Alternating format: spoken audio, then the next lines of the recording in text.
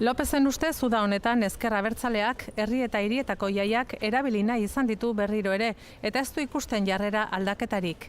Bere hitzetan, ezker abertzaleak behingoz onartu behar du terrorismoak ez zuela justifikaziorik izan, eta horretarako ezinbesteko ikusten du aurreko legealdian adostutako oinarri etikoa bere egitea. Bien, si no lo hace, no estaremos.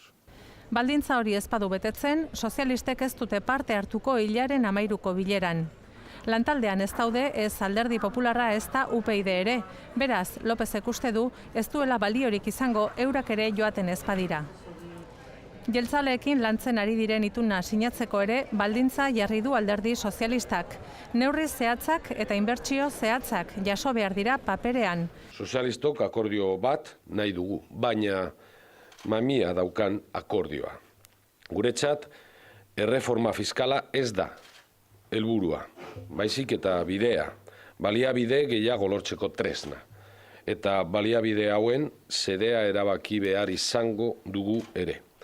Aipatu dituen neurrien artean, udalek langabeak zuzenean kontratatzeko programak, zerbitzu publikoei bere horretan eustea eta lurralde historikoen legea aldatzea.